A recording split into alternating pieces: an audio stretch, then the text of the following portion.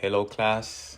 My name is Kennedy Olwach, and my research presentation is on fingerprinting in style, detecting browser extensions via injected style sheets by Pierre.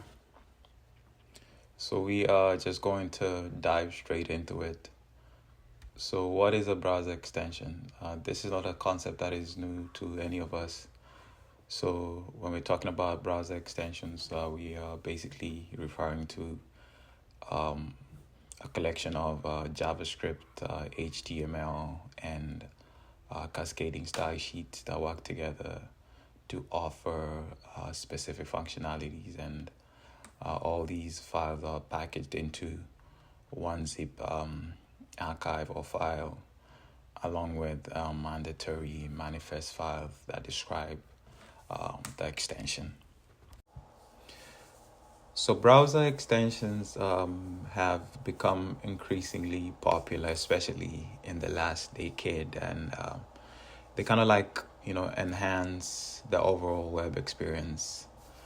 And research has been done, and it shows that online trackers can use different techniques to detect the presence of installed extensions, and this can lead to exploitation of these extensions, like to track the users and reveal confidential information about specific users.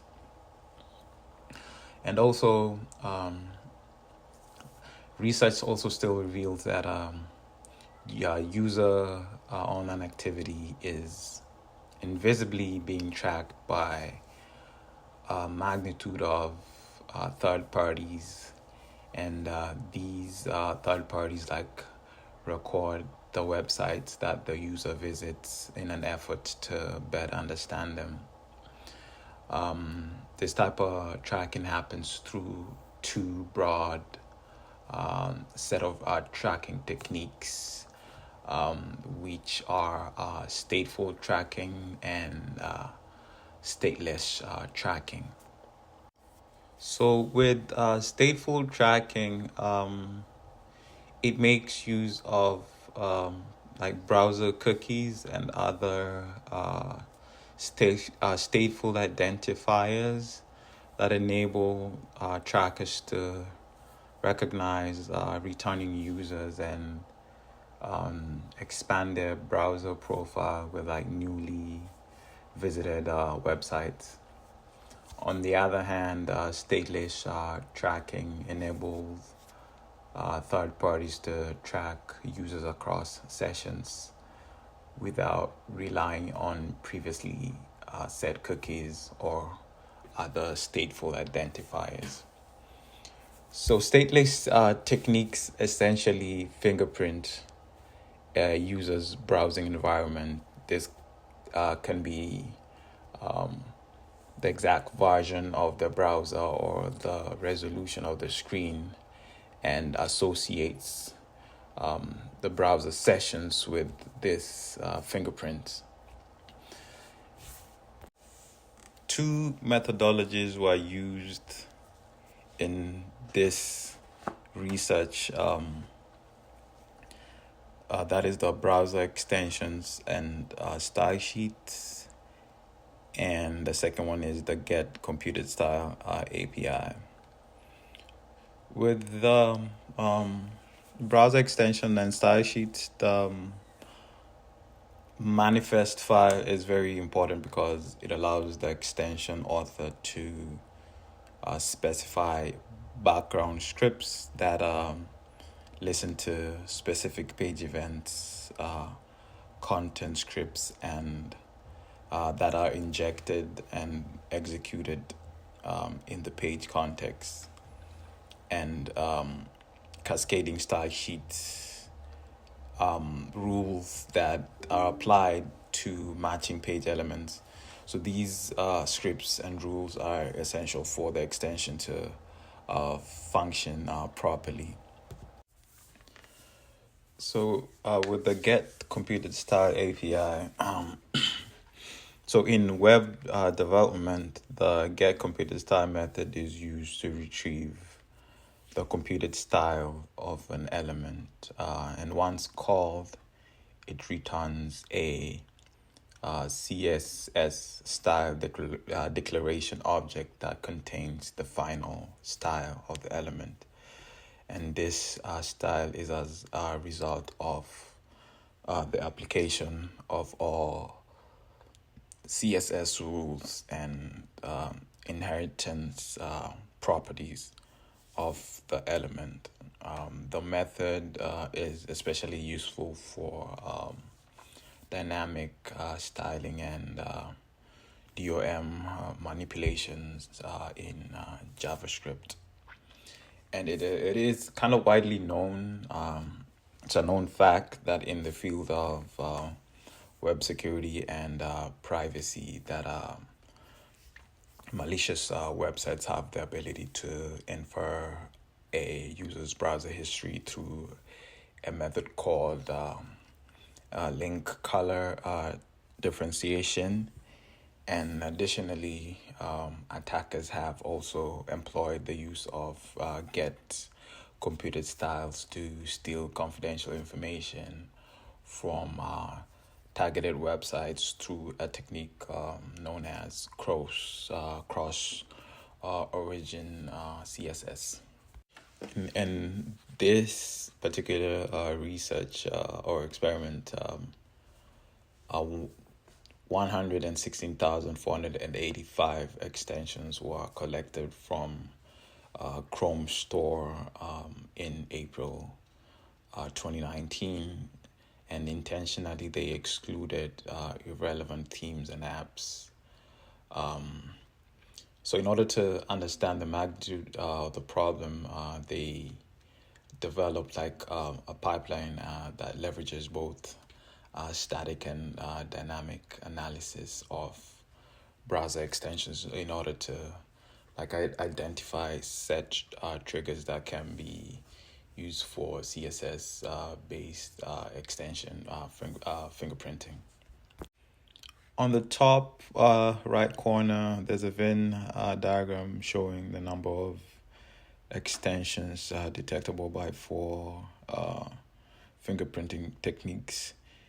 And the newly proposed method by this research detects only 1,074 extensions that were invisible to all other methods. And on the top right corner, it shows the cluster of extensions that share identical fingerprints. And then there's the figure with the whiskers that gives an average detection time for a different number of installed extension, and it has 90%, 95% confidence interval. So the issue of stateless tracking and its impacts on web user privacy has garnered increased attention from both researchers and browser vendors. And the focus of this research is on the CSS rules that browser extensions inject into visited web pages and how they can be exploited to identify a user's install extension. And out of the analyzed extensions, it was discovered that 3.8% of them can be uniquely identified on any web page on the style they inject. And based on the investigation, the researchers also suggested specific measures that browser vendors can use to address the problem. So these are the 4 mitigation measures that browser vendors can use as countermeasures or solutions for these problems. So they can use like ad blockers,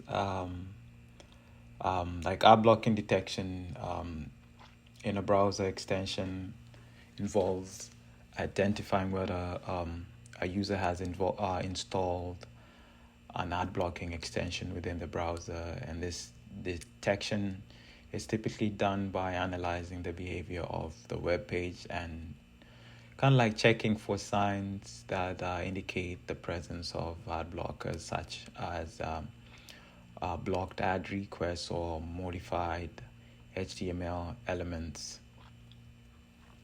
So with visibility testing, in the context of browser extensions, kind of like focuses on evaluating the visibility of the extension itself and its user interface elements. And then compatibility testing for browsers kind of like also involves ensuring that the extension functions are correctly across like different browsers and versions. And then last but not least, we have the toggling style property. It refers to the action of like dynamically changing the value of the CSS property of an element, usually like triggered by an event or some other condition, and this can be done using like JavaScript or other programming languages that manipulate the document object model.